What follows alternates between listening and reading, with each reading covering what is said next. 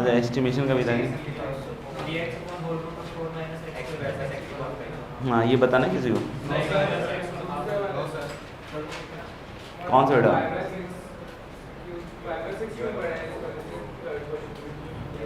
dx upon under root of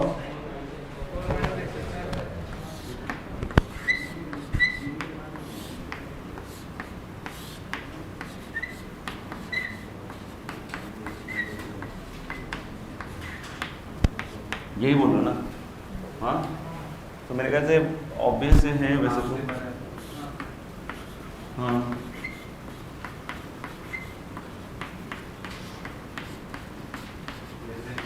x अगर 0 से 1 के बीच में तो ऑफ कोर्स ये जो है घटा रहा है और ये जोड़ रहा है, तो ये ज़्यादा घटा रहा है क्योंकि x 0 से 1 के बीच में।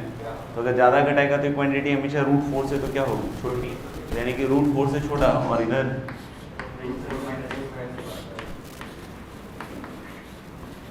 रूट 4 माइनस एक्स स्क्वायर से बड़ा। तो ये इंटीग्रेंड का ऑर्डर है, इसका रेसिप्रोकल ले लो तो 1/2 इधर आ जाएगा, ये वाला उधर चला जाएगा, तो इसका इंटीग्रल वही हो जाएगा साइन वर्स x/2 और 0 से 1 में कर लो π/6 आ जाएगा।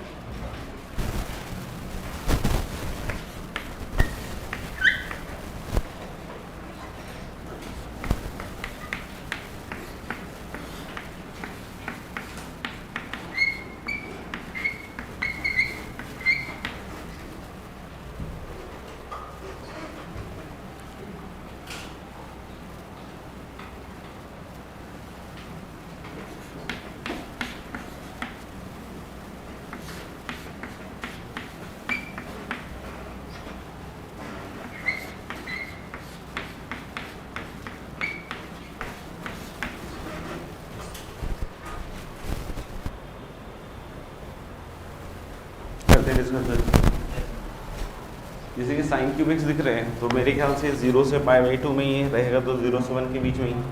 तो एक तो साइन क्यूब एक्स पकड़ लेते हैं, फिर एक साइन स्क्वायर एक्स हो जाएगा।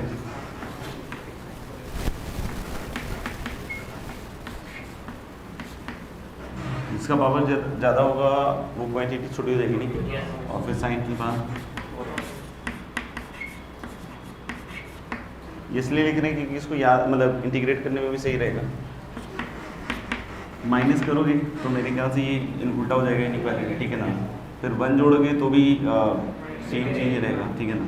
तो मेरे ख्याल से अभी ये इनइक्वालिटी रिवर्स हो जाएगा।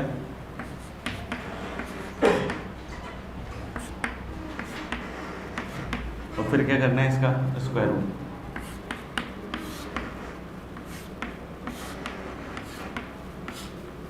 तो ये मेरे ख्याल से आपका इंटीग्रेंट का ऑर्डर हो जाएगा, ठीक है। तो जब आप इसको इंटीग्रेट करोगे तो cos x ही हो गया 0 से π/2, तो इसकी वैल्यू तो 1 ही हो जाएगी। ये वाला मेरे ख्याल से 1 minus sine square x cos x बन जाएगा, और root under 1 plus sine square x बचेगा। तो साइन एक्स को टी मानोगे तो ये actually loving integrand root under 1 plus क्या बनेगा, टी स्क्वायर। अब जिसको इसको याद होगा वो कर लेगा। नहीं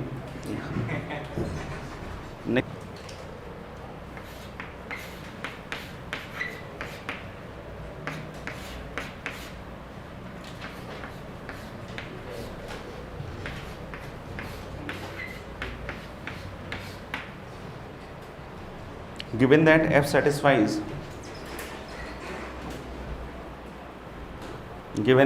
satisfies f of u minus f of v का mod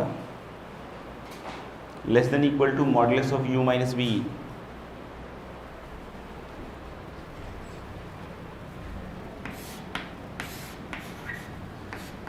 is less than equal to modulus of u minus v for all u and v in close A to close B.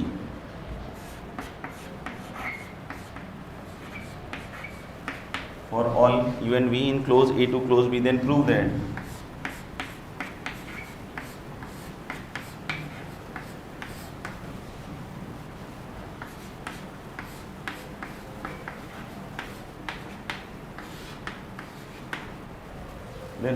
A to B fx dx minus b minus a f of a is less than equal to b minus a का whole square upon 2। तो जैसे वो बोल रहे हैं या फिर अपन यहाँ से भी पकड़ सकते हैं। कि ए to B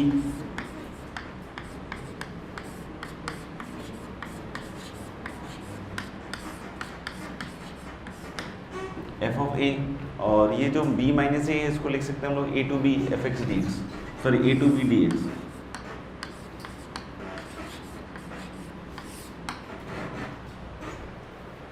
b minus a जो लेंथ है उसको हम लोग क्या लिख सकते हैं, a से b डी एक्स, क्योंकि उसकी वैल्यू तो उतनी आएगी तो कितनी, b माइनस ए। तो एफ ए तो कांस्टेंट है, अंदर भी रह सकता है, तो this can be also written as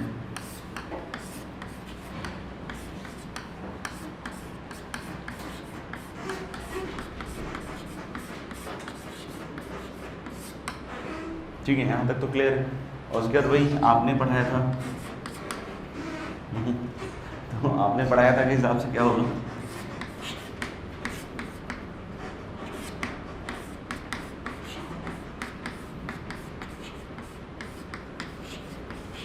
last class में हम लोगों ने इनइक्वालिटी डील की थी कि modulus of a to b f x d x is less than equal to a to b mod f x d x.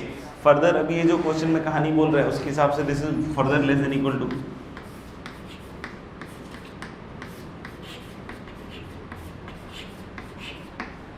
ठीक है, f x minus f a का मॉड इस वाले रिजल्ट के हिसाब से क्या हो जाएगा, less than equal to modulus of कितना, एक्स माइनस ए। तो यहाँ तक क्लियर हो गया।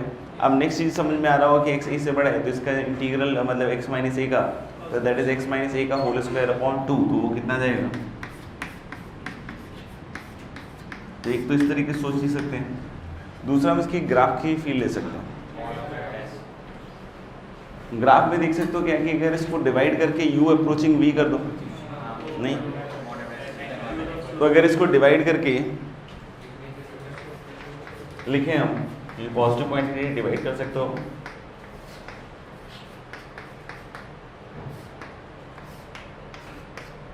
ठीक है, और लिमिट ले लो u इज अप्रोचिंग v या v is approaching u, whatever you want to take, ठीक है ना। तो ये मॉड्यूलस ऑफ क्या बन जाएगा, एफ डैश यू, या मॉड्यूलस ऑफ क्या बन जाएगा, एफ डैश बी, और u is any value between a to b, यानी कि हर जगह जो डैश होगा उसका एब्सोल्यूट वैल्यू 1 से क्या होगा, छोटा। तो जैसे अगर आप इसका ग्राफ बनाओ,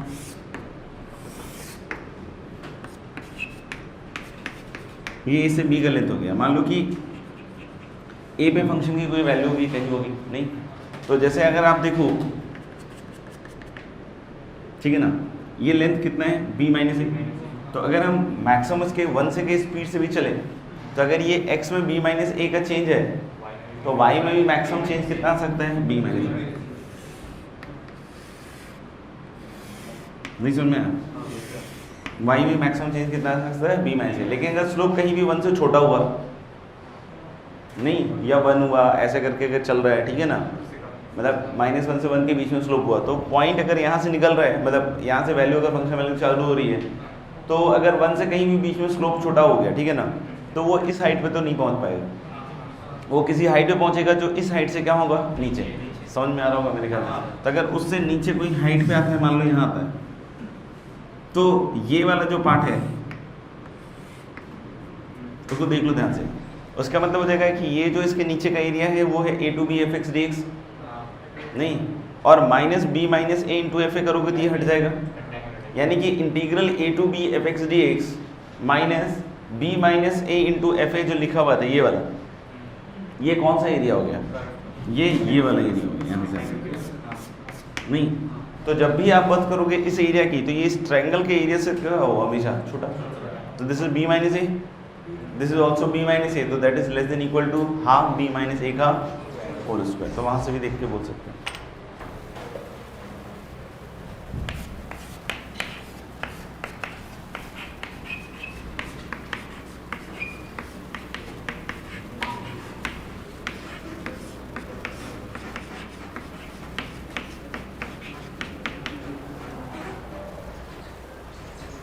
next we are talking about determination of function. तो इस तरह का सवाल ऑलरेडी भी हम बहुत देख चुके हैं, जैसे लेबनिज में भी देखा अपन ने कि कोई फंक्शन है जो किसी इक्वेशन को सेटिस्फाई कर रहा था, तो डिफरेंशिएट करके हम लोग क्या निकाल लेते हैं, फंक्शन। तो वैसे क्वेश्चन अपन ऑलरेडी भी कर चुके हैं, बाकी कुछ और सवाल करके देख लेते हैं। Find a function F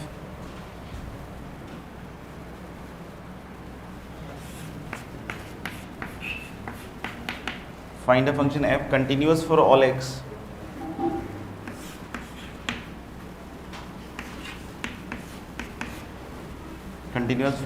and not identical 0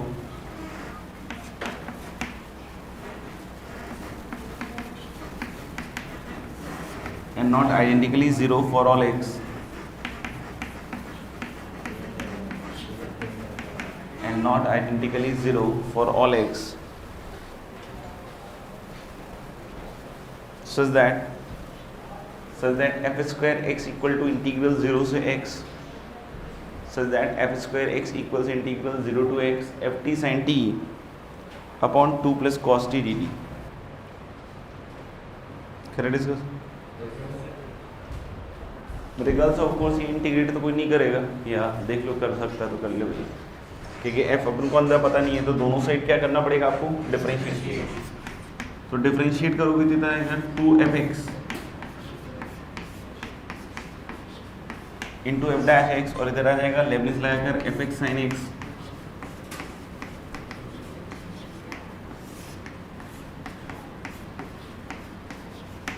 अब खुद ही क्वेश्चन ने बोल दिया इसका दो सॉल्यूशन आ रहा है, एक तो आएगा f x equal to 0 but वो डिस्कार्ड कर देंगे, क्यों? क्योंकि बोल रहा है कि f x is not identically 0 for all x.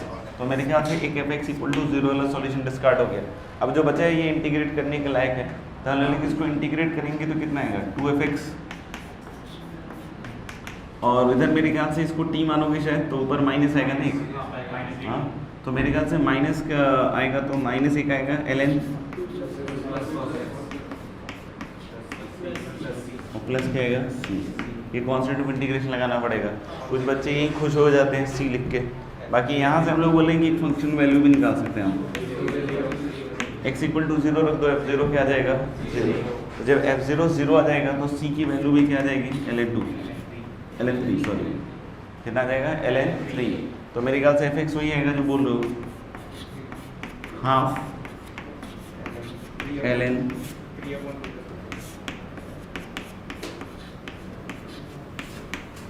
3/2 plus cos.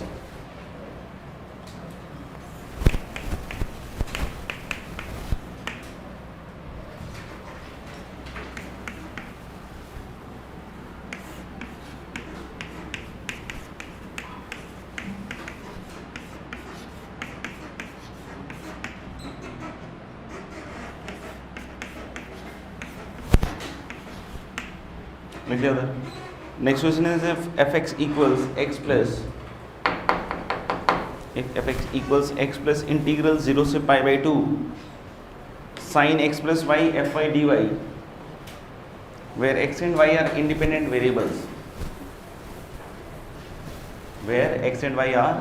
Variables then find f x. करते डिस्कस. तो मेरे ख्याल से देख लिया होगा कि कुछ खास हो नहीं रहा है सिवाय कैलकुलेशन के, ठीक है ना. डिफरेंशिएट तो डायरेक्टली हो भी नहीं पाएगा, अंदर पूरा नहीं एक्स और वाई दोनों ही है, उसको निकालना पड़ेगा. पहले आप लिखोगे साइनिक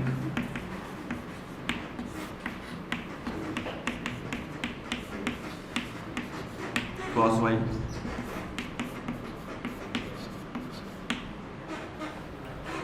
प्लस cos x.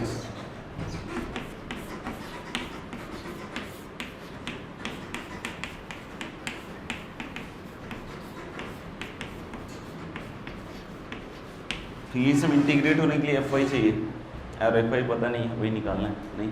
लेकिन ये तो पक्का पता है कि अगर ये एफ वाई हम लोग को पता चल जाए तो मल्टीप्लाई करने के बाद जब इसको इंटीग्रेट किया जाएगा और 0/2 जब लिमिट रखोगे तो ये वैल्यू आएगी तो कॉन्स्टेंट और ये वैल्यू भी क्या आएगी कॉन्स्टेंट. यानी कि हम लोग what ever be the function F x it must be of this form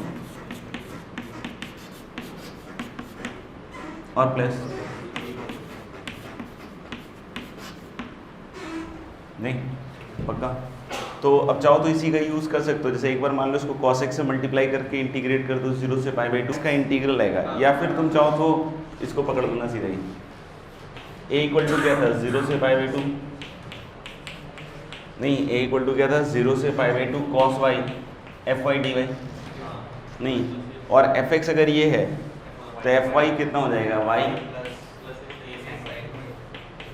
और प्लस क्या आएगा बी। वैसे इसमें तो काफ़ी सारा कैलकुलेशन है, लेकिन जो नेचुरल सवाल आते हैं उसमें थोड़ा कम ही रहता है कैलकुलेशन, 2 ही टर्म तक रुक जाएगा ऐसा कुछ। तो आप देख सकते हो कि ये मेरे ख्याल से अब इंटीग्रेट हो जाएगा y cos y, नहीं y cos y का क्या इंटीग्रल आएगा, मतलब वैल्यू सीधे ही y sin y माइनस 1, देख लेना वो कौन सी चीज़ होती है, टेबुलर इंटीग्रेशन, उससे लगा दो। cos y sin y आसान है, sin y को t मान लो, हाँ sin 2y लिख लो, cos स्क्वायर y का पता ही है, तो a और b में एक अजीब सा मतलब पाई बाई कंटेनिंग एक रिश्ता मिल जाएगा। ऐसे ही b पकड़ लो तो क्या आएगा sin y, और fy फिर से क्या आएगा y plus a sin y और प्लस b cos y। तो एक ए बी से ये भी रिलेशन आ जाएगा। अब इन दोनों का यूज़ करके आप किसकी वैल्यूज़ निकाल सकते हैं, ए एज वेल एज बी, और वही आंसर दे रखो। एक तो जो साइन एक्स का जो कॉफिशिएंट है ए, वो आएगा शायद 8 इंटू, शायद देख लेना,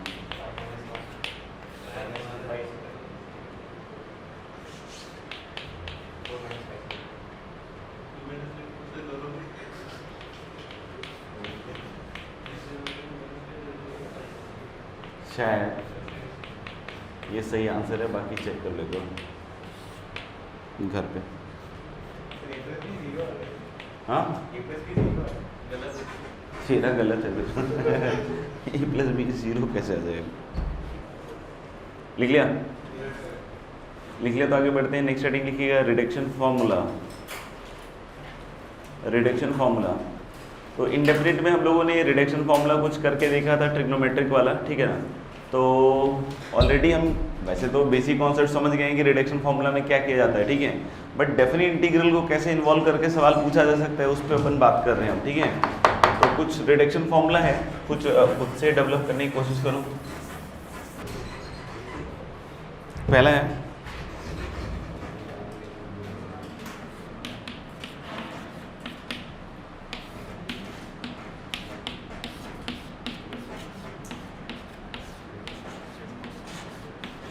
आई एन इक्वल्स इंटीग्रल 0 से 1 माइनस एक्स की power 4 n d n, 1 minus x की पावर 4 एन डी एक्स।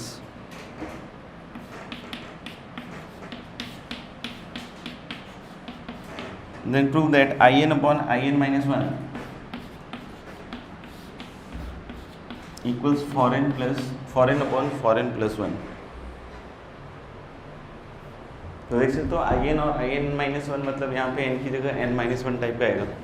तो आप क्या कर सकते हो कि 1 को सेकंड फंक्शन मान के जब इसको डिफरेंशिएट करोगे तो एक पावर अपने आप ही कम हो जाएगा। तो 1 को सेकंड फंक्शन मानते हुए चलते हैं, तो x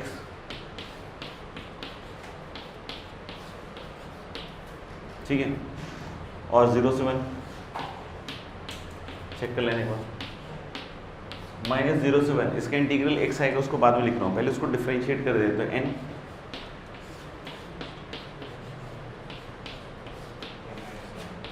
ये n माइनस 1 हो जाएगा, फिर क्या आएगा माइनस एक्स की पावर 4 का, तो कितना आएगा 4 माइनस और एक क्या आएगा एक्स क्यूब, और एक दूसरे का इंटीग्रल आएगा, तो माइनस एक्स क्यूब की जगह माइनस क्या हो जाएगा एक्स की पावर 4, और इसकी शक्ल में बदलने हैं तो 1 ऐड और 1 सब्ट्रैक्ट। तो एक इंटीग्रल का x आया था, माइनस 4x क्यूब आया था, तो माइनस 4x की पावर 4 हुआ था, तो माइनस एक्स की पावर 4 अंदर ही रखा और 4 बाहर ले आए, ठीक है ना। इसमें 1 और 0 रखोगे तो वैल्यू दोनों साइड से क्या हो जाएगी 0। So this is I n. Integral में जब इसके साथ आप इसको इकट्ठा करोगे तो पहला टर्म शायद फिर से आई एन आ गया, और माइनस बाहर ही है तो मेरे ख्याल से माइनस ही आएगा आई एन माइनस 1 में, तो ठीक है ना। तो अपन इसको इधर लाएंगे तो इधर बन गया 4n plus 1 I N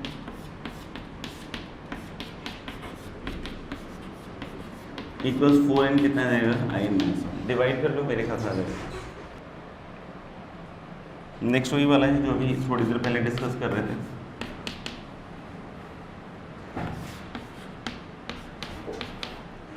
if I N equals 0 से pi sine n x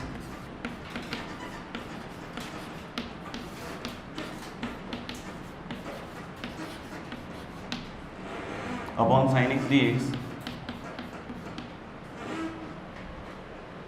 n belongs to natural, then prove that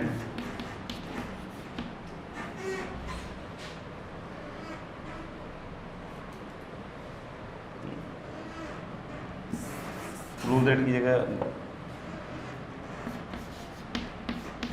then evaluate sigma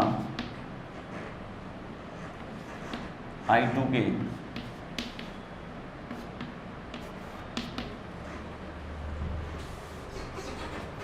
k equal to 1 से 5। वैसा ही सवाल है मेरे ख्याल से, उसमें हम लोगों ने IN -1 घटाया था शायद, ठीक है ना। तो इसमें हम लोग बोल रहे हैं कि साइन एक्स क्रिएट करना था, वहाँ पे देखा होगा साइन 2n + 1x और माइनस साइन 2n - 1x घटाया था, तो एक साइन एक्स का टर्म क्रिएट हो गया था, उसको हम लोगों ने नीचे से काटा था। तो यहाँ पे भी पर्पस वही होगा कि हम कुछ ऐसा सब्ट्रैक्ट कर दें ताकि ऊपर क्या क्रिएट हो जाए आपका साइन एक्स, ऊपर क्या क्रिएट हो साइन एक्स। तो आप इसमें कर सकते हो या तो IN + 2 और माइनस क्या कर दो IN, तो ये बन जाएगा 0 से pi and this will give you sine of n + 2 × x minus of कितना sine nx upon sine x। ये जेई में भी आ चुका है 1 से 2 बार। फिर हम लोग बोले कि दिस विल कम 0 से लेकर पाई और नीचे साइन x कटेगा, sine c - sine d that is 2 times cos c + d upon 2, तो 2n + 2 तो कितना आएगा n + 1x और इंटू कितना आएगा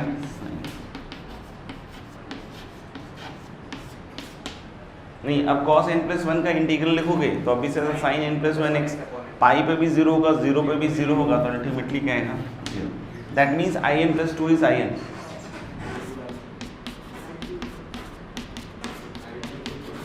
यानी कि I2, I4, I6 ये सब सेम होगा और I1, I3 ये सब क्या होगा सेम।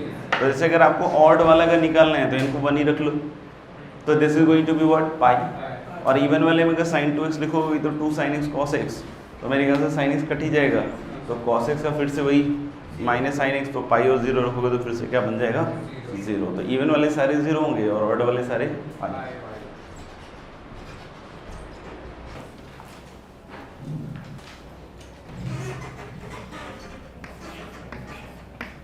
देखना if UN equals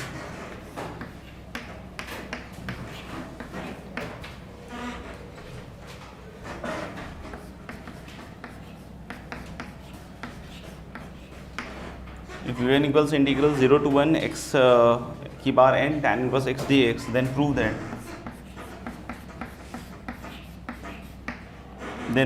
n + 1 UN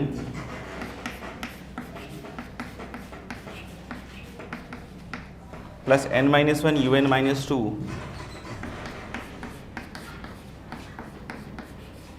equals π/2 - 1 upon n। मेरे ख्याल से क्लियरली बाई पार्ट्स तो दिख ही रहा है क्या। इसको क्या सेकंड और tan इनवर्स x को क्या मान लेंगे फर्स्ट। तो ऑफ कोर्स सेकंड का इंटीग्रल दैट इज x की पावर n + 1 अपॉन n + 1, और ये n + 1 UN क्रिएट करने में हेल्प करेगा आपको। और इधर क्या आएगा tan इनवर्स x 0 से 1 माइनस इंटीग्रल 0 से 1, और ये x की पावर n का इंटीग्रल मतलब 1 अपॉन n + 1 और x की पावर n + 1 और tan इनवर्स x का कितना जाएगा 1 अपॉन 1 + x²। तो आप देख सकते हो कि ये जो n + 1 है इसमें भी है, तो उसको उधर भेज सकते हो आप। तो UN के साथ आपको n + 1 चाहिए, तो n + 1 UN बन गया इक्वल टू, अब जैसे 1 रखोगे तो 1 हो जाएगा, और ये tan इनवर्स 1 कितना हो जाएगा आपका π/4, 0 पे तो 0 ही हो जाएगा नहीं, और माइनस आएगा आपके पास क्या इंटीग्रल 0 से 1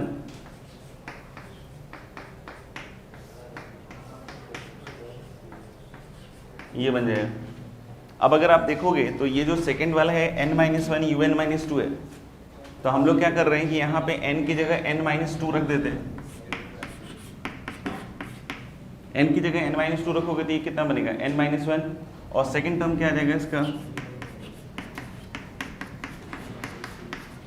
4 minus integral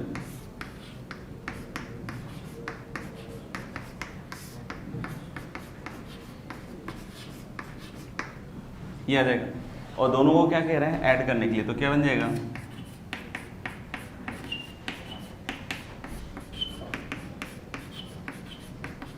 and that is equal to π/2 minus क्या आएगा इंटीग्रल 0 से 1 और x की पावर n+1 और x की पावर n-1 में आप x की पावर n-1 बाहर निकाल लीजिए, तो ऊपर ही क्या बनेगा x² + 1 जो कि कट जाएगा नीचे से, तो बचेगा क्या dx। इसका इंटीग्रल वही हो जाएगा x की पावर n और अपॉन n, तो लिमिट्स रखोगे तो मेरे ख्याल से यही बनेगा, ठीक है। तो नेक्स्ट हेडिंग आप लिखिएगा अगर लिख लिया हो तो इसको, डिफरेंशिएटिंग एंड इंटीग्रेटिंग सीरीज।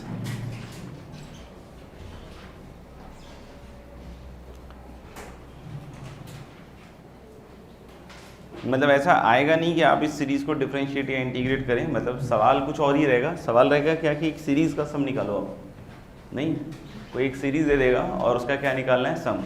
तो सीरीज का सम सॉल्व करने के लिए अपने पास डिफरेंट टेक्निक्स होते हैं, नहीं जैसे बहुत बार सीरीज एपी में रहता है तो कर लेते हैं, जीपी में रहता है तो कर लेते हैं, एजीपी रहता है कर लेते हैं, एचपी रहता है तो देख लेना एक बार।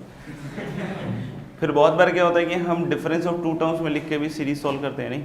तो वैसे ही जो टेक्निक्स हैं उसमें एक टेक्निक ये भी है कि हम डिफरेंशिएट करके या इंटीग्रेट करके भी सीरीज को सॉल्व करते हैं। जैसे बाइनोमियल में आपने कुछ एग्जांपल्स देखे होंगे कि हम एक गिवन सीरीज को इंटीग्रेट या डिफरेंशिएट करके नए नए सीरीज बनाते हैं, तो ये मोर और लेस वैसी ही बात कर रहे हैं अपन, समझ में आएगा। तो बहुत बार क्या होगा कि सीरीज सॉल्व करने का तरीका ही आपका इंटीग्रेशन और डिफरेंशिएशन होकर जाएगा, ठीक है। तो अपन उस पर कुछ क्वेश्चंस करके देख रहे हैं, बाकी अपन को पता है कि यहाँ पर टेक्निक क्या है पहले से। हाँ एक शायद कर भी चुके हैं कॉट वाला। बाकी लिखो find the sum of the series, find the sum of the series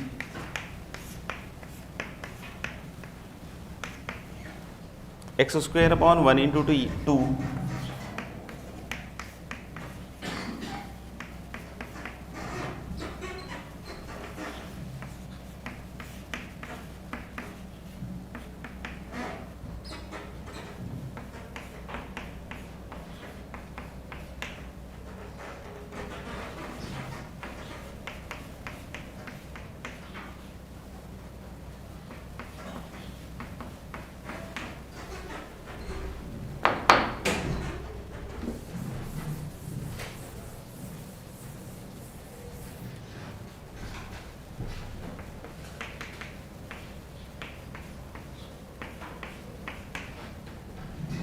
so until infinity mod x is less than 1।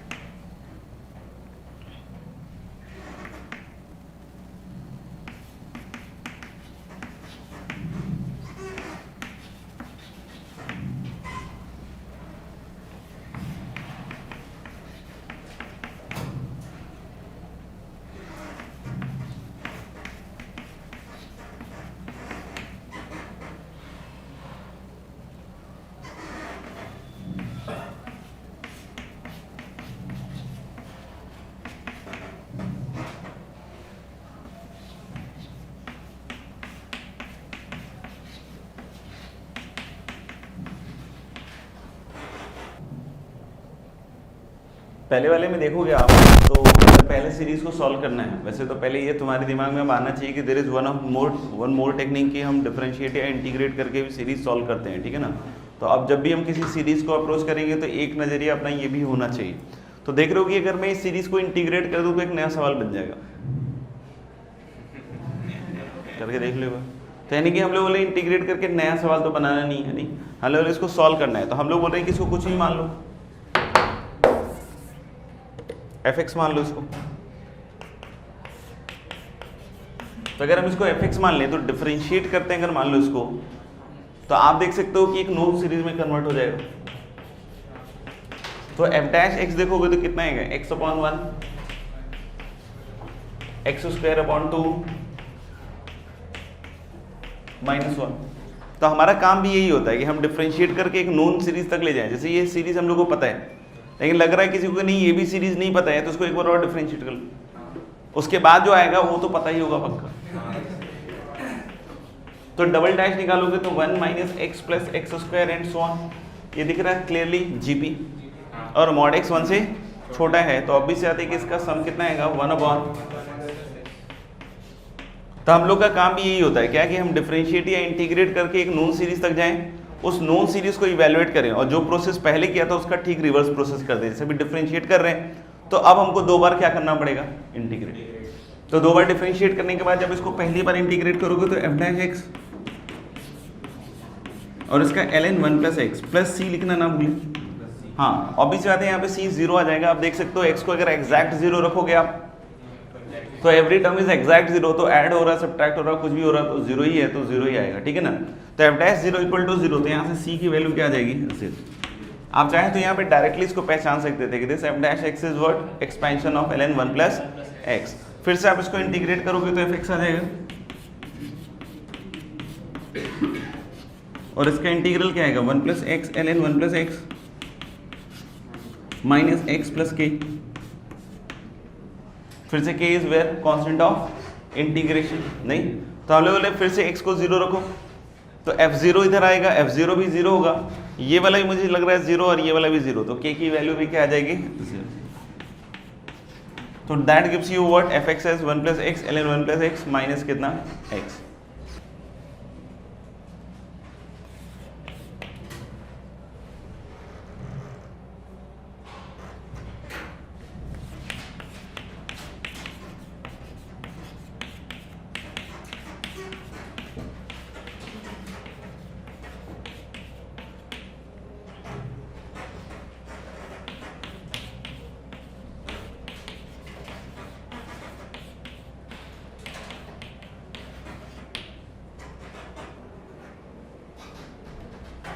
Second वाले में देख सकते हो कि ये अगर डिफरेंशिएट करोगे तो भारी मामला हो जाएगा, नहीं एक एक टर्म बहुत कर रहा हूँ, और बिल्कुल सजा के दिया हुआ इंटीग्रेट करने के हिसाब से, नहीं तो हम लोग इंटीग्रेट करना ही बेहतर है।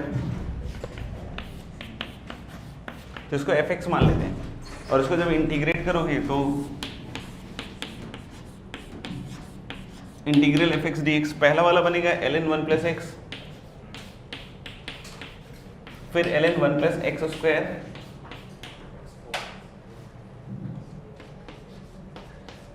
फिर ln 1 + x की पावर 4 दैट इज 2 का स्क्वायर, ऐसा करके, नहीं और इस तरीके से मेरे ख्याल से फिर ln 1 + x 2 का cube and so on till कहाँ तक जाएगा इंफिनिटी। अब कोई बोले सर प्लस c लगा लो, तो लगा लो, कोई फर्क तो पड़ना है नहीं। अब बोलोगे क्यों, पिछली बार तो पढ़ रहा था थोड़ा थोड़ा आपको, इस बार क्योंकि फाइनली हमको डिफरेंशिएट तो करना ही है, नहीं तो वो c जो है अगर आएगा भी तो वो चला ही जाएगा, ठीक है। तो आप चाहो तो लेफ्ट हैंड साइड में प्लस c भी लिखते रहो और देखते रहो कि दिख रहा है वहाँ से। तो अब इसको हम लोग कैसे लिख देते हैं, limit n is approaching infinity, और ये ln देख लेना 1 + x,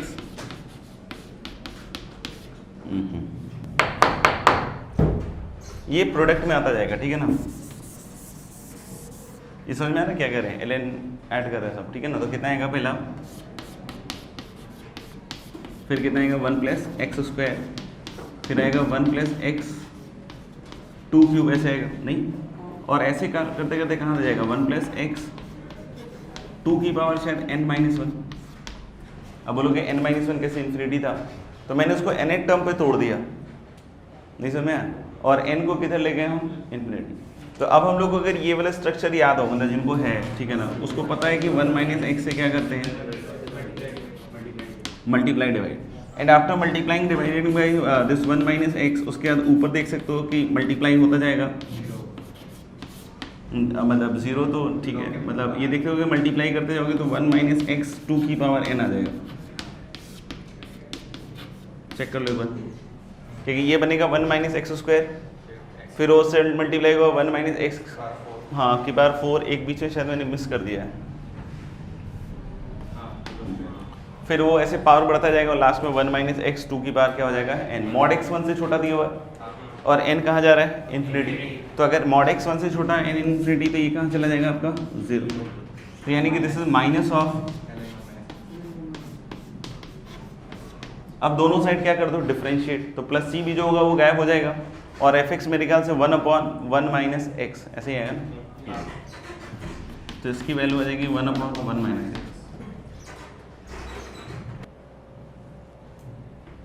थर्ड हो गया।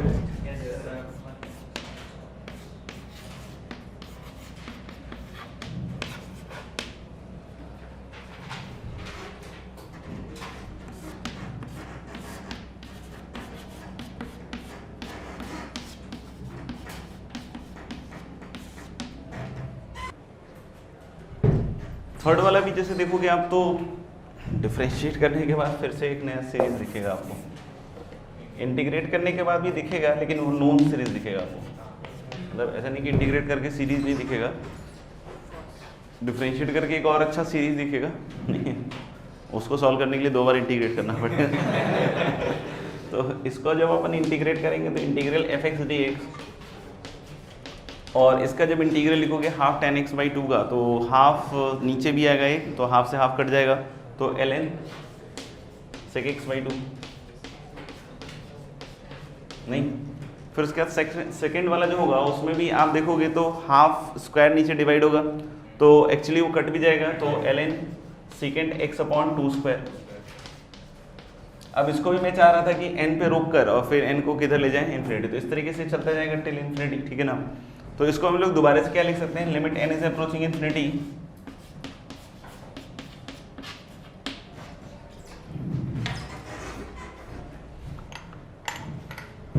क्या limit n is approaching infinity, और इधर कितना देगा ln, और ये दिख रहा है कि ये secant x बाई 2 ऐसे करके आता जाएगा नहीं, और n पे मैं रोकूंगा मतलब n टर्म, तो n माइनस 1 हो जाएगा शायद, नहीं सॉरी n ही आएगा, 2 की पावर 1 है ना ये पहला वाला, तो n ही आएगा, तो उसको 1 अपॉन करके लिख लो। पहला 1 अपॉन कितना देगा cos x बाई 2, उसके बाद वाला, और ऐसे ही चलेगा कहाँ था cos x अपॉन 2 की पावर n। अब ये नोन है लेकिन इसका हमको इलाज भी पता है, डबल एंगल चल रहा है ना ये, तो 2 sin x अपॉन 2 से मल्टीप्लाई x अपॉन 2 की पावर n से मल्टीप्लाई डिवाइड, और कितने cos के टर्म से n, तो 2 की पावर n से कर लो, यानी ये बनेगा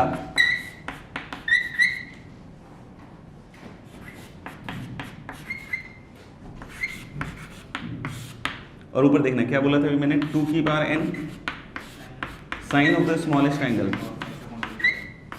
x अपॉन 2 की पावर n से मल्टीप्लाई डिवाइड, तो इस तरह से चालू होगा मामला, और एक एक 2 यूज करते करते लास्ट में यहाँ पे आएगा तो वो साइन x बन जाएगा। Very good. अब n अप्रोचिंग इन्फिनिटी कैसे सेटल किया जाता है, हाँ x अपॉन 2 की पावर n से डिवाइड और मल्टीप्लाई, तो ये गया, और n अप्रोचिंग इन्फिनिटी पे साइन t हो गया, जहाँ t कहाँ जा रहा है 0, तो साइन t अपॉन t क्या बन गया 1, यानी कि ये लिमिट इवैल्यूएट होकर मुझे लग रहा है ln x minus ln sine x। किसी को लगता है कि इंटीग्रेट किया तो कांस्टेंट यूज करना है तो कर लो, बाकी अभी जैसे ही डिफरेंशिएट करेंगे तो fx आ जाएगा अपने आप कितना 1/x माइनस cot x। बाकी याद हो तो इसको मैंने वो डिफरेंस वाला भी यूज किया था, cot theta minus tan theta equal to 2 cot 2 theta, तो वहां से आ जाएगा tan theta is cot theta minus 2 cot theta. तो अब हर एक टर्म को अपन ऐसे लिखेंगे ना तो वो डिफरेंस में बन जाएगा और फिर उसमें भी कैंसिलेशन चालू हो जाएगा। करके देख लेना फिर, नहीं तो बाद में आगे बढ़ते। नेक्स्ट जो आर्टिकल है वैसे उस पर जेई पे ज़्यादा सवाल आते हैं, आए नहीं है, एक बार पूछा है, बाकी देख लेते हैं अपन, ठीक है ना। जैसे हम लोगों ने याद हो तो एक लेबनिज रूल वाला पार्ट देखा था नहीं, जिसमें अंदर एफ टी डी टी है तो किस तरीके से क्या करना है डिफरेंशिएट। तो मान लो कि कुछ ऐसा है कि there is a function capital F x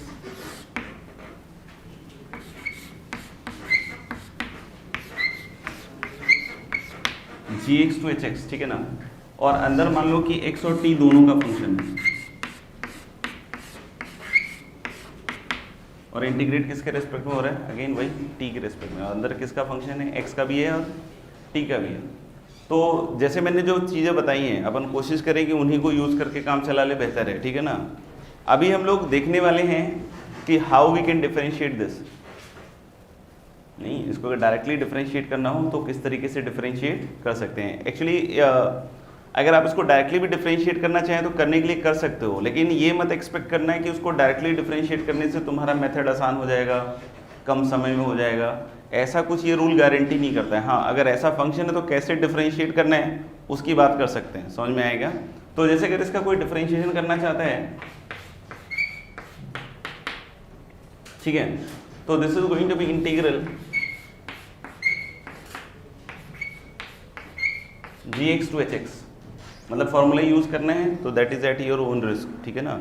इसमें कोई गारंटी नहीं है तुम्हारे पास कि इससे बहुत सिंपल हो जाएगा, आंसर आएगा नहीं आएगा वो भी नहीं पता मेरे को, ठीक है ना, वो क्या आएगा वो तुम देख लेना एक बार। तो gx टू hx, और हम लोग बोलेंगे क्या कि ये क्या है, f of x comma t, तो इसको हम लोग पार्शियली डिफरेंशिएट करेंगे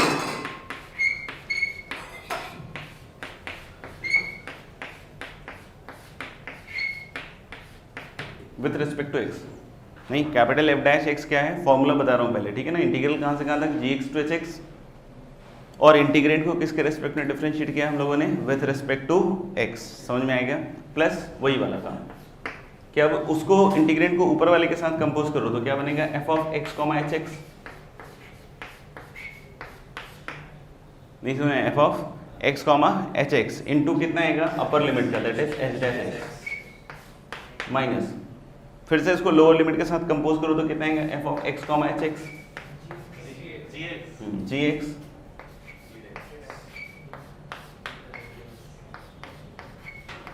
इनटू कितना, g डैश। तो अगर आपको डायरेक्टली इस फॉर्म में डिफरेंशिएट करना है, लेकिन मैं ये कह रहा हूँ कि डिफरेंशिएट डायरेक्टली कर रहे हो तो उससे कुछ सिंप्लीफाई हो रहा है या नहीं हो रहा है उसकी कोई गारंटी नहीं है। हाँ, लेकिन कोई डायरेक्टली डिफरेंशिएट करना चाहे तो कैसे कर सकता है कि पहले इंटीग्रेंट को विथ रिस्पेक्ट टू क्या, x, और फिर उसके बाद वही सब कि विथ ऊपर वाले के साथ कंपोज, ऊपर का डिफरेंशिएशन और माइनस नीचे वाले के साथ, ठीक है ना। अब ऑब्वियस सी बात है कि अगर फंक्शन यहाँ सिर्फ और सिर्फ t का होगा तो ये वाले पार्ट का कोई मतलब रह नहीं जाता है, नहीं, इसकी वैल्यू कितनी हो जाएगी, समझ में आएगा। तो दिस इज द फॉर्मूला जिसके थ्रू हम लोग उसको डिफरेंशिएट कर सकते हैं। अच्छा, मैं एक चीज़ और कह रहा था कि हमने अभी इसका एक स्पेशल केस देखा जिसमें हम बोल रहे थे कि अंदर सिर्फ और सिर्फ किसका फंक्शन है, एक्स नहीं टी, ठीक है ना, सिर्फ और सिर्फ अंदर का इसका है टी का, तो ऑलरेडी हमने प्रूव कर लिया था, समझ में आएगा। लेकिन मान लो कि इस तरीके से हो a से b, जैसे भी तो gx टू hx जा रहा था, समझ में आएगा। a टू b मतलब a भी कांस्टेंट हो गया, b भी कैसा हो गया, कांस्टेंट, और इधर ऐसा ही हो,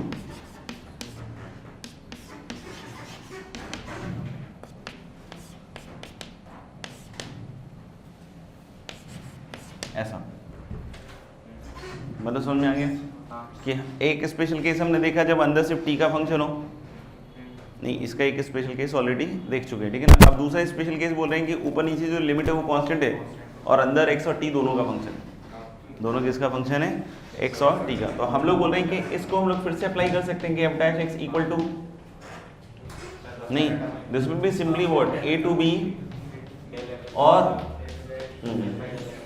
और क्या आ जाएगा, f of x comma t, और क्या आ जाएगा, d, समझ में आएगा। और बाकी जो पार्ट है वो जीरो हो जाएगा, क्योंकि b के साथ कंपोजिशन और फिर b का डेरिवेटिव, a के साथ कंपोजिशन, a का डेरिवेटिव। तो इसका यूज़ कैसे करना है तो अगले सवाल अगले क्लास में देखेंगे, ठीक है ना। तो एक स्पेशल केस इसका ये है जिस पे अपन कुछ क्वेश्चंस अगली क्लास में करेंगे।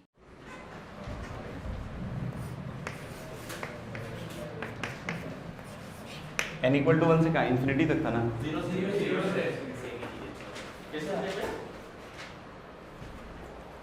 जीरोस था।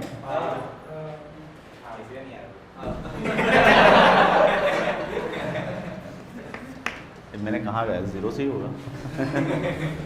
सिग्मा n इक्वल टू 0 से इन्फिनिटी है, क्या था अंदर, 1/3n + 1,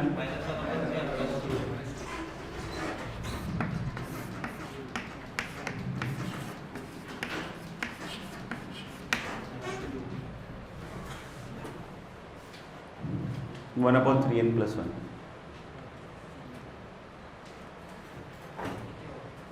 इंटीग्रल इसका मैं बोल देता हूँ, एक्स की बार 3n+1 अपॉन 3n+1 होता है। 1 और 0 रखोगे तो 1 अपॉन 3n+1।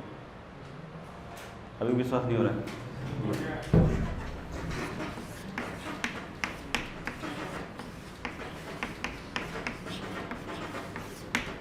-1 अपॉन 3n+2 था ना सर?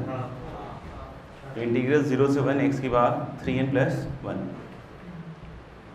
नहीं,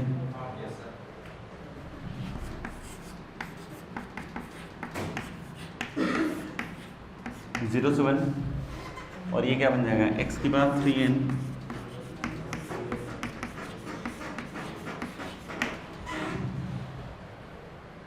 अब जैसे n = 0 पे रखोगे तो पहला इंटीग्रल क्या बनेगा आपका, 0 से 1 x dx, फिर 1 रखोगे तो दूसरा इंटीग्रल बनेगा इंटीग्रल 0 से 1 x³ × 1 x dx, और ऐसे इन्फिनिटी तक जाएगा। तो यानी कि अगर आप देखोगे सारे इंटीग्रल की लिमिट सेम है, तो इंटीग्रल 0 से 1 और 1 - x तो हर एक में, पहले में था 1 + x³, फिर और इस तरीके से कहाँ तक जा रहा है, इन्फिनिटी। ये जीपी हो गया, और इसका कॉमन रेशियो x³ जो है उसमें x 0 से 1 है, तो मॉड 1 से छोटा हो गया, तो दिस इज इंटीग्रल, और 1 अपॉन 1 - x³, तो 1 - x काट देना, 3 बच जाएगा, नहीं सॉरी 1 + x + x² बचेगा, उसका इंटीग्रल परफेक्ट स्क्वायर से π/3√3। ठीक है, नेक्स्ट ना,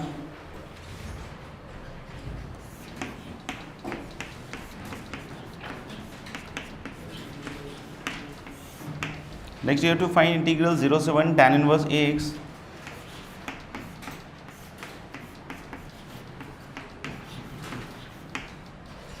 अपॉन x × √1 - x² dx। वैसे ये इंटीग्रल देख ही लिया इतनी देर से, तो एक चीज़ आपको समझना पड़ेगा कि जब आप इसको इंटीग्रेट करोगे इन केस, ठीक है, तो जो भी आएगा वो a का फंक्शन होगा, नहीं इतना तो है।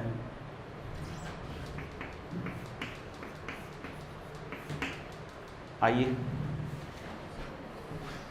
हम लोग बोल रहे हैं क्या कि आइए डिफरेंशिएट कर देते हैं विथ रिस्पेक्ट टू a, तो ऊपर नीचे कांस्टेंट है, तो बताया था कि अगर डिफरेंशिएट करेंगे तो डायरेक्टली हम इंटीग्रेंट पे अटैक कर सकते हैं, और किसके रिस्पेक्ट में करेंगे, विथ रिस्पेक्ट टू a। हाँ मतलब वो भूल मत जाना।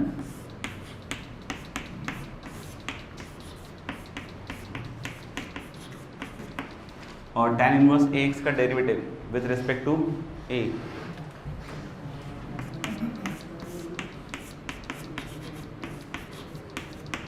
ax का derivative with respect to a। हाँ क्या करें इसमें, आगे कैसे इंटीग्रेट है, हाँ हो गया, √1 - x² बाहर निकाल लें,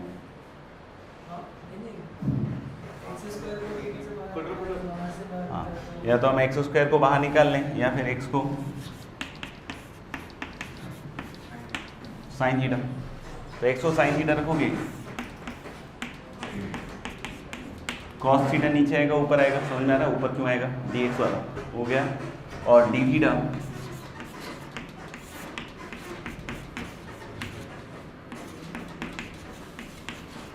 क्या रहता है इसका, sec² थीटा, तो sec² थीटा पे आ जाओ,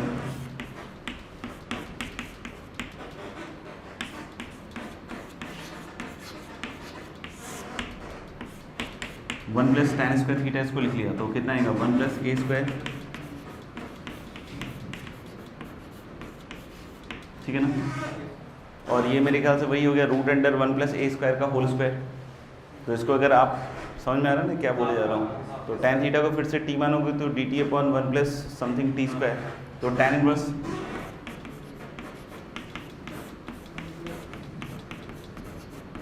ये ठीक है, इंटू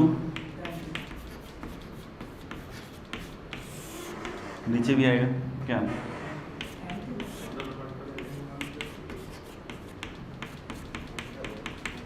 कहाँ पे, ठीक है, 0 पे 0 हो जाएगा, π/2 पे ये बन जाएगा tan इन्फिनिटी की तरफ, और फिर tan इनवर्स इन्फिनिटी क्या बन जाएगा π/2। तो हम लोग ने किया गया π/2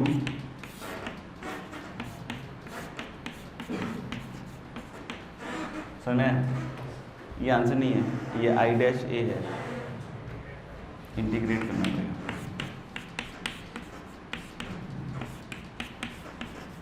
आइए फिर से, और dA/√1 + a² that is ln,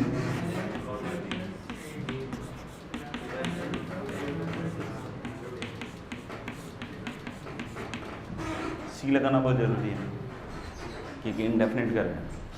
यहाँ से आप कोई एक पर्टिकुलर ए के लिए वैल्यू निकाल सकते हैं, जैसे I0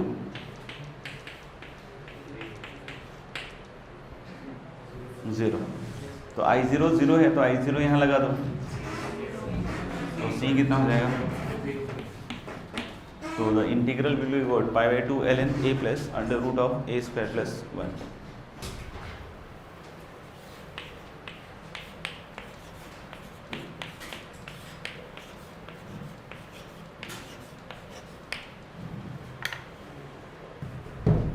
इंटीग्रल 0 से 1 x² - 1 ln x dx। चलो कोई नहीं, करते हैं, डिस्कस करते हैं, क्या पांडे जी करें डिस्कस, पक्का ठीक है। वैसे पांडे जी ने जो सबसे इम्पोर्टेंट काम था इस सवाल का, वैसे तो फील आ गया होगा कि हम क्या कर रहे हैं अभी, ठीक है ना, तो उससे कनेक्ट कर लिया पांडे जी ने, जो सबसे इम्पोर्टेंट काम था। वैसे सोचो कि अगर ये सवाल इस तरीके से नहीं आए तो कितना अच्छा लगेगा।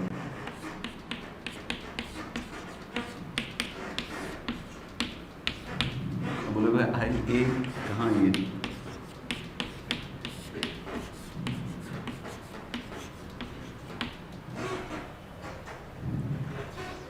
I2 पूछ रहे हैं, नहीं क्या पूछ रहे हैं I2। तो वैसे तो अभी सिंस हम उस टॉपिक को कैरी कर रहे हैं तो अभी अपने को फील भी है, तो जैसे पांडे जी ने कर लिया, और किसी ने भी किया है ऐसा, जिना ने नहीं ये वाली चीज़ पे ट्राई किया है किसी ने, हाँ मतलब लोगों ने ट्राई किया होगा अलग अलग तरीके से, बाकी पांडे जी का ये बिल्कुल सही था। लेकिन जो मैं दूसरी चीज़ बार बार कह रहा हूँ उसमें ख़त्म हो गया हूँ। मैं बार बार कह रहा हूँ कि ए के रेस्पेक्ट में डिफरेंशिएट करना है वो एक्स के रेस्पेक्ट में लगे पड़े और चेक भी कर रहे हैं कि कहाँ गलती है, कहीं गलती नहीं है। अच्छा पांडे जी खड़े रहिए, बताइए I' कैसे ln² x नीचे x कांस्टेंट की तरह बिहेव करेगा, बोलिए क्या आएगा डिफरेंशिएट।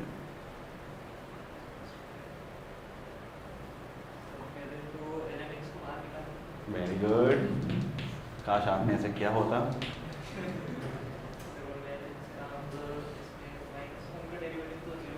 वेरी गुड,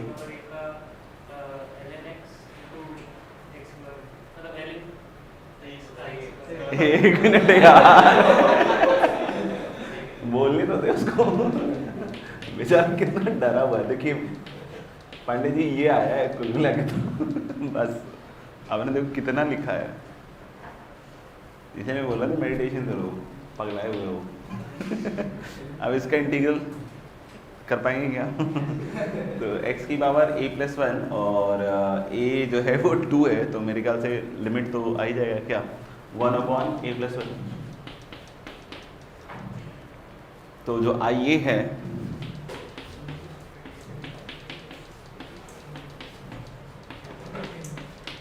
बैठ जाए ln a+1 और प्लस क्या लिख लो c, a को 0 तो ले ही सकते हैं ना, तो x की पावर 0 - 1 तो 0 ही हो जाएगा, तो मेरे ख्याल से c क्या हो गया 0। I2 निकालने के लिए बोल रहे हैं ln 3।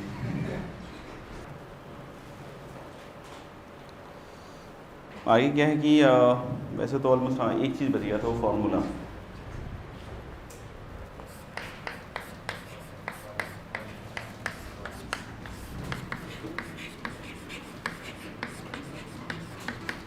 वॉलिस फॉर्मूला करके है, ठीक है ना। और इसमें क्या है कि इंटीग्रल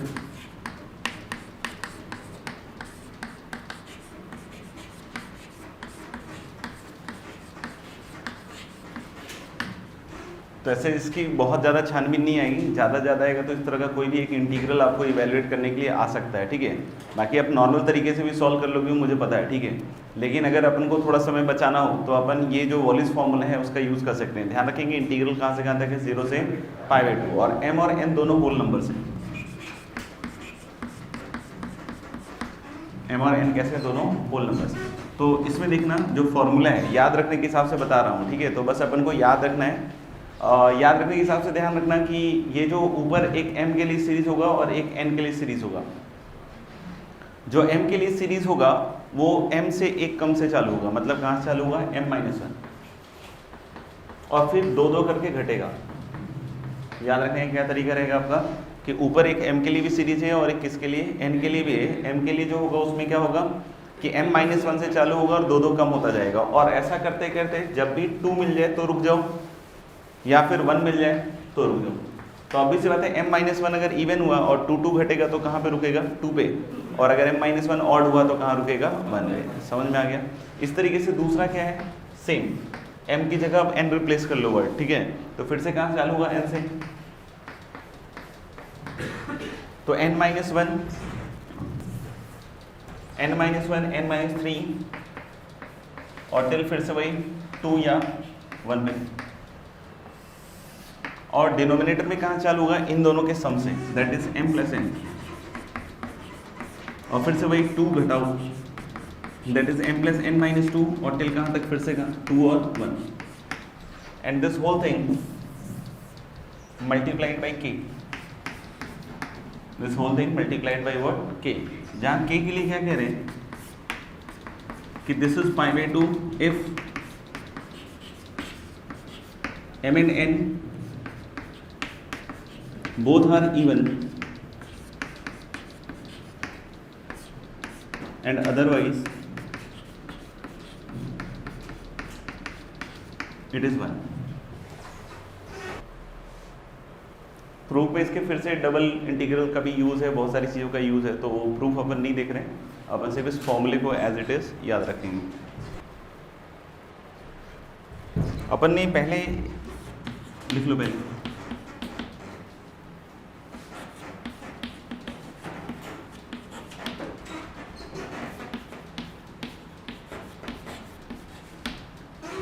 ये इंटीग्रेशन एक बार पहले कर चुके हैं, ठीक है ना। तो उसमें देखा होगा बहुत बार किंग और क्वीन लगाया था अपन ने, ठीक है ना। अब फिर से एक बार ट्राई कर लो। तो सबसे पहले तो वो अपन शायद क्वीन विन लगा दें, तो 0 से क्या हो जाएगा, पाई,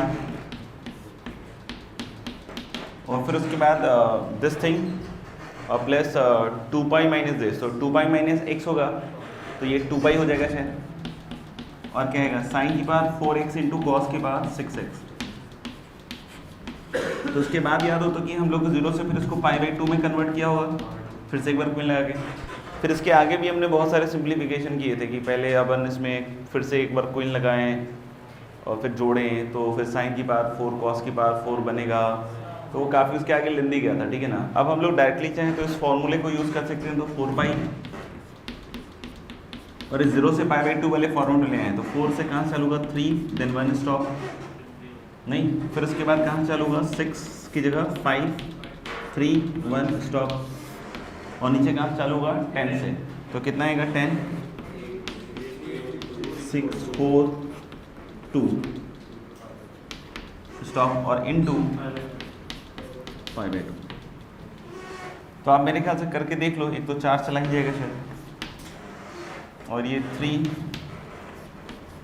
2 टाइम्स 5 2 टाइम्स, तो ऊपर देख लो 3π² और नीचे आ जाएगा आपका 2 की पावर 7, दैट इज़ 128। तो वहाँ भी सेम ही आया था शायद।